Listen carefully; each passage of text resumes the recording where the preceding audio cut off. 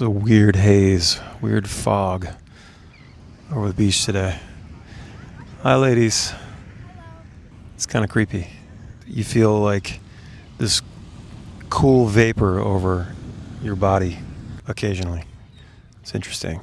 But it's sunny out, but it's just foggy. Super weird. Here with the family in Ocean City this week, and trying to enjoy some time off a little bit. As always, I can't actually ever be off of work. There's always something to do. Honestly, if I don't do something creative, I hate myself, and it's probably unhealthy and toxic and weird, but this kind of stuff makes me happy, honestly. But it would be nice to be able to put the stuff down for like a day. So we wanted to take the kids to the beach, get some time to chill before school starts next week. Can't believe it's all here already. The day they go to school is the day that I leave for tour. And I'll be gone for the entire month of September. It's like good and bad. Good in the sense that like I'm happy to go on tour again. I'm happy to go play shows. I'm excited about it, which is good. But I'm also like gonna miss the family, and we don't normally tour in September. I kind of like being home to like watch the kids get off to school and see how they're acclimating and stuff like that. But that's how it worked out this year, and that's just part of doing all this. Is the sacrifices and the crazy schedules and things. Yeah, I feel like it's gotten foggier in the last couple minutes. Hello everyone. Today in Ocean City it is 77 degrees, of a high of 78 and a low of 69 degrees. Sunny conditions will continue for the rest of the day. Wind gusts are up to 12 miles per hour. Now it is mostly sunny, and today it might go down to 69. And sorry, I was just running, but the air quality index is 62, which is similar to yesterday about this time. Okay.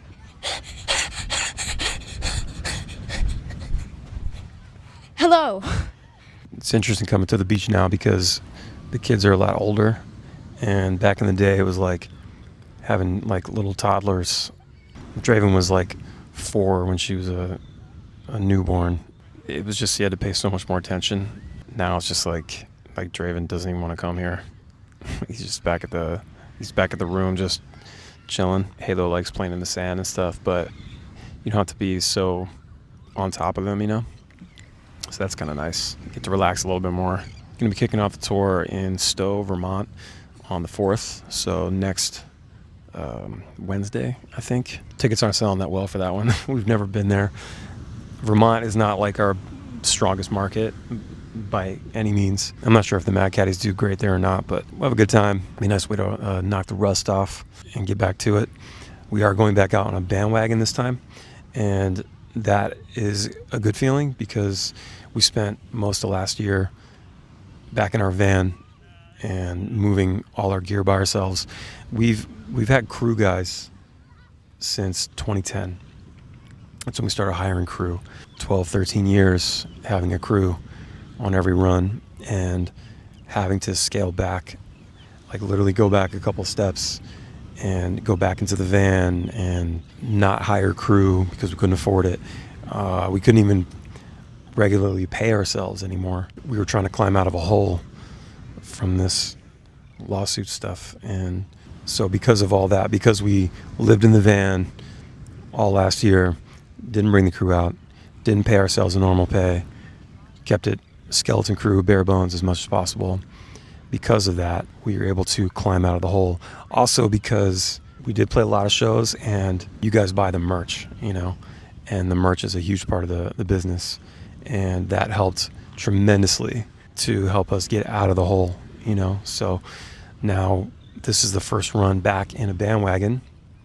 If you don't know what a bandwagon looks like, it's just a big box built on a truck chassis, and it's great because you have a driver and there's a full-size fridge, and we'll do the whole bandwagon tour on the first couple of days of the run next week. Make a video about that. We'll kind of show off the show off the home on wheels for the next month or so. It's cheaper than a tour bus, and it's more comfortable than a van. So it'll be nice to do that. I'll have a coffee maker, the air fryer. Be able to make some good food instead of eating just truck stop stuff, So that'll be great. Hope to do some more vlogging on the tour. Try to get myself psyched up to do more footage and stuff. Keep making videos. I think I just have fun doing it, but a lot of times like all the work gets in the way. Like when I'm on tour, it is a lot of work. It's like VIPs, sound check, and working on promos, like shooting little videos for all the shows every day, making sure people grabbing tickets and letting people know the schedule and lots of things. I'm hoping that I can find some time to sit down and just do like a cool little vlog, and maybe just like something with like low editing, like just talk, and that's like a popular format these days. It would definitely be helpful if I didn't have to like do a bunch of jump cuts and B-roll and stuff like that, and just be able to kind of talk and press stop and then upload and move on. I have to get better at speaking though. Too many uhs and ums and long pauses and such, so I have to constantly look out for that stuff. CapCut does have a new thing where they'll get rid of filler words and stuff. I haven't really explored it too much. There's an app called Descript and another one called Gling that does this as well. The only thing is though with those apps is that you have to upload them to a server first, and then you can start. Once you get it, it's like really fun. Let's actually edit text, and when you cut things out in the text, it makes the edit on the video too. So you're like making jump cuts. And it is pretty interesting, really cool new way of editing. But like I said, you have to upload first. And if you have big files, like if I just have one continuous video, you're talking a couple gigabytes sometimes, sometimes 5 or 6 gigabytes. If it's a long video, you're looking at like 10 or 20 gigabytes to upload. And, by the time it takes to upload and edit after the fact, I could just throw it in Final Cut, and edit it in like 20 minutes, So I've been kind of staying away from those. There's no real point in paying for those. So I digress. It's so funny because I feel like I can talk about apps and Ableton production and Pro Tools and stuff like that. I can talk like that like forever. And I've often wondered if like that's what I should be doing on my channel more, is like just more education and production videos and stuff, and kind of talking about apps that I enjoy and things that help, with the workflow and stuff. Maybe that's the way to go, with the vlogs and stuff, because before I've just kind of used the channel as like ways to upload videos, my acoustic videos, just playing songs and the occasional production video or maybe story about tour life or something, or the music industry. So I don't know, maybe I should be talking more about that and really, going in on certain topics to have a more focused video to, retain attention and, educate people and stuff. So I don't know, that might be the move. It's always been in my mind. I should probably be doing that stuff, but when it comes time to sit down and do it, I like to just start shooting. I don't like to just sit and script things out. And, earlier this year, one of my first videos, I was like, I'm going to try to do more scripting this year. And, it's always like that too. It's like anytime it's the new year, I have all these great ideas and these goals that I want to do and things I want to be better at. And, that's just part of like the newness, the freshness, feeling like you have a whole new year to start over. And, then you fall back into your old habits and such. And sometimes you just got to accept that's just who you are. And some things aren't going to change, and maybe it's the way it's supposed to be, and maybe I am supposed to be doing a bunch of editing and to get a more focused video, because I can't seem to stay on one topic. It's not to say I shouldn't try, I guess, but so I don't know. That's just what I think about a lot. It's like what can I do to really keep people engaged? And I think the vlogs are cool. They're more for me, and I'm glad that some people get value out of them. My retention isn't great on the vlogs. It's just, people watch for 5, maybe 6 minutes tops on like a longer video. But it's whatever. They're more for me anyway. I like just kind of having these little updates. I've been doing this vlogging, since like 2018. It's fun and interesting to go back and watch some of those and see where we were at, and how little the kids were and stuff, and what my hair looked like and what was I thinking, that kind of stuff.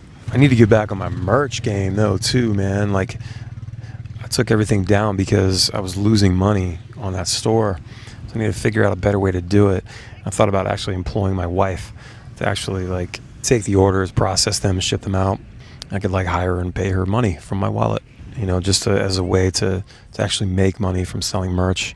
Because I was paying for all the costs, and then the costs add up, and then there's, the Shopify fee is $44 a month just to have the store to begin with. And then when I go through like Printful, I wasn't having any sort of profit, it seemed. It was very strange.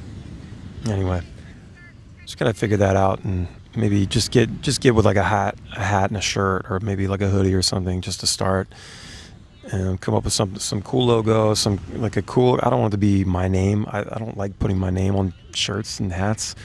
It needs to be a brand. I don't like, as cool as it is to see people walk up to me at shows and stuff on tour with wearing my t-shirt, specifically the Howi Spangler shirts. That's cool and everything, and I appreciate the support, but I just don't like seeing my own name on stuff. It's strange. It feels like narcissistic or something. So I need to come up with a cool brand. And so I was thinking, tell me what you guys think of this? Because I'm so tall, sometimes I like to, when people talk about how tall I am on socials and stuff, sometimes I'll comment back with the giraffe emoji. So I thought like it'd be interesting maybe to come up with like, maybe have the giraffe as a logo. Maybe it's a giraffe skeleton. And I was going to call it like busy giraffe, or like lazy giraffe, or something like that. I'm not lazy, but I was thinking it'd be interesting to play off the whole like kickback, good vibes thing. But maybe busy giraffe would be interesting, like for all the worker bees out there. Because I'm always working on something. Like maybe that's the move. I don't know. If you guys have any suggestions, something giraffe, like some sort of a adjective, could be cool. And then we sort of build out the brand from there, Or I wrote with the Beachside brand, and because my business is called Beachside Dreams, and then my publishing company is Beachside Melodies. So maybe Beachside Dreams or Beachside, I did do one Beachside tee several years ago. That's floating around there somewhere, but I don't know, maybe that's the move. I just got to think of something cool for merch.